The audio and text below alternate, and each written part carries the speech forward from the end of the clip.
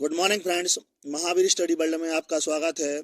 आज मैं आपको यूपी बोर्ड एग्जाम 2022 में आए सामान्य हिंदी के पेपर जो कक्षा 12 का है उसका सेट नंबर 6 जिसका कोड 302 DQ है, इसके बारे में बताऊंगा। तो जिसके अंतर्गत खंड का के अंतर्गत पहला प्रश्न है, पंडित प्रताप नारायण मिश्र द्वारा संपादित पत्रिका है, तो इसका आंसर होगा ब्राह्मण।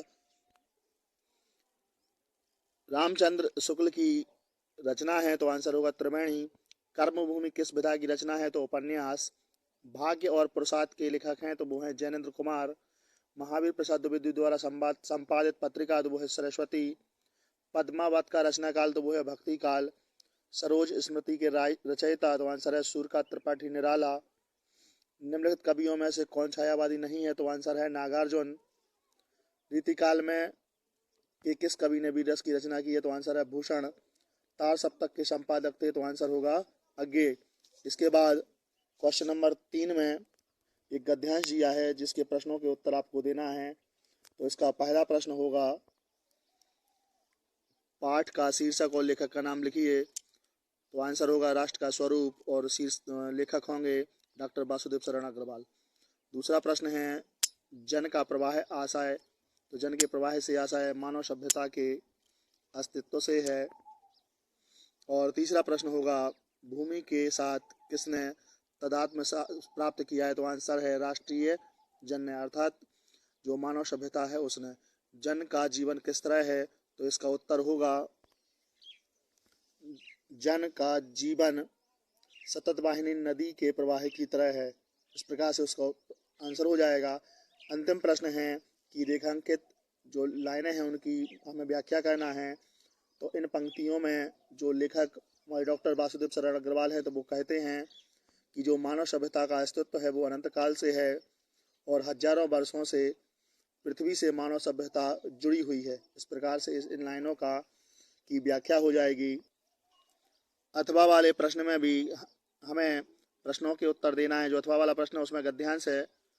तो पहला प्रश्न होगा, पाठ का शीर्षक और लेखक का नाम। तो पाठ का शीर्षक होगा भाषा और आधुनिकता, इसके लेखक हैं डॉक्टर जैनेन्द्र कुमार।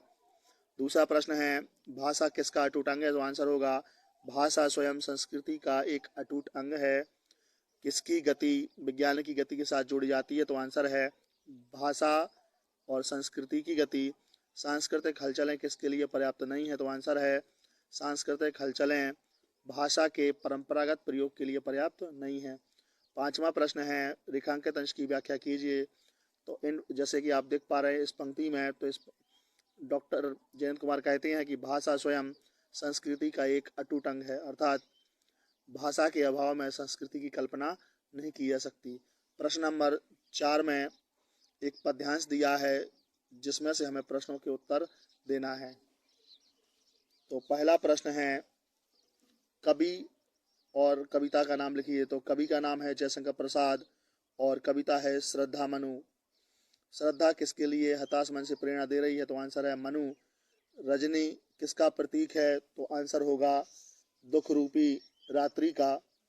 सुख का नवल प्रभात कब आता है, तो दुख रूपी रात्रि के बाद या दुख रूपी रजनी के बाद सुख का नवल प्रभात आता है।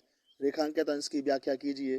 तो जैसे कि आप लाइनें ये 2 लाइनें देख पा रहे हैं, तो इन पंक्तियों में जो हमारे कवि जयशंकर प्रसाद हैं, तो वो कहते हैं कि दुख की काली रात के बाद सुख का नवल प्रभात आता है, अर्थात जिस प्रकार रात्रि के बाद सुबह होती है, ठीक उसी प्रकार दुख के बाद सुख आता है। इस प्रकार से इसका जो रेखांकित अंश है उसकी व्याख्या हो जाएगी। इसके अथवा में भी एक पद्यांश दिया है जिसकी हमें व्याख्या करनी है। तो इसका पहला प्रश्न होगा, कवि और कविता का शीर्षक लिखिए। तो जो कवि हैं वो है सुमित्रानंदन पंत और जो कविता है वो है बापू के प्रति। मनुष्य नश्वर संसार में आकर किसकी खोज करता है, तो आंसर है सत्य की खोज। मनुष्य क्या है, तो मनुष्य एक मिट्टी का पुतला है, मिट्टी से बना है और मिट्टी में मिल जाएगा। सत्य की खोज करने कौन आया है, तो सत्य की आंसर होगा सत्य की खोज करने मानव या मनुष्य आया है।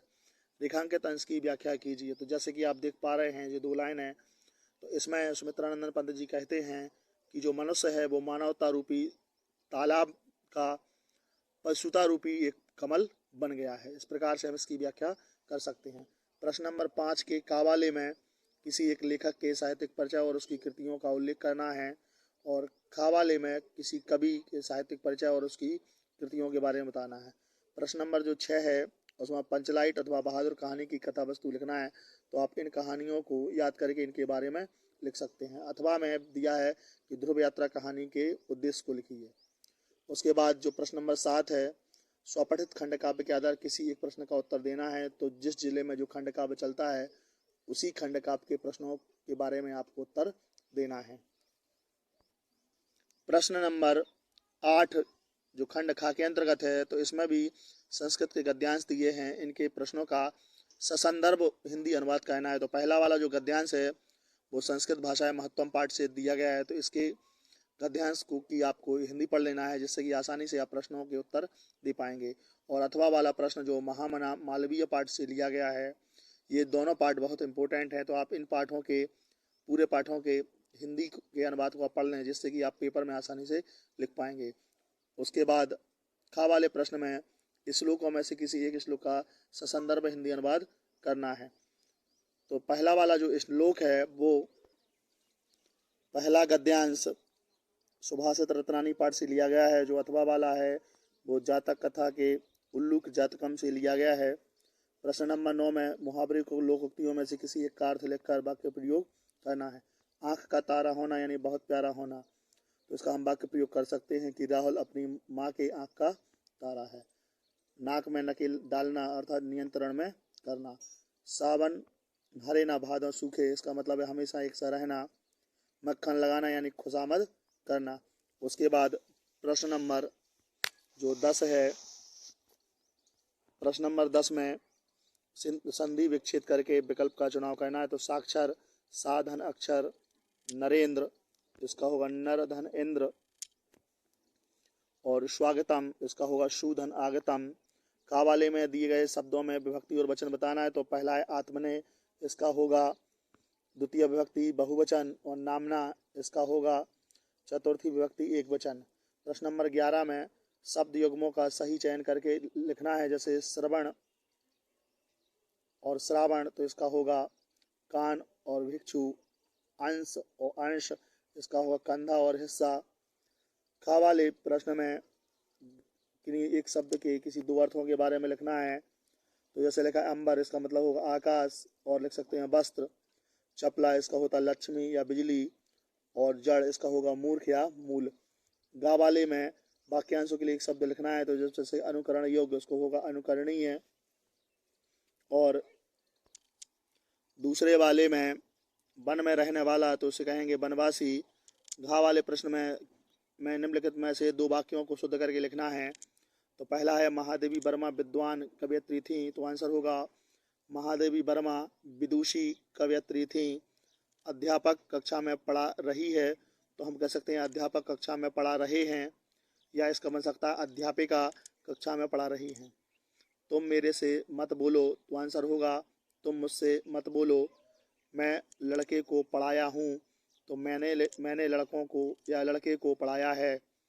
प्रश्न नंबर 12 में श्रृंगार अथवा शांत रस का लक्षण उदाहरण सहित लिखना है।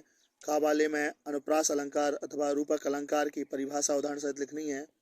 गा वाले में दोहा छंद अथवा सोडा छंद का लक्षण और उदाहरण सहित लिखना है। प्रश्न नंबर जो 13 है, इसमें छात्रवृत्ति हेतु बैंक में खाता खोलने के लिए बैंक के अधिकारी को एक आवेदन पत्र लिखना है। अथवा में अपने गांव की सफाई हेतु संबंधित अधिकारी को एक प्रार्थना पत्र लिखना है। प्रश्न नंबर जो 14 और अंतिम है, उसमें किसी एक पर अपनी भाषा शैली में निबंध लिखना है। तो हम इस प्रकार से निबंध लिख सकते हैं।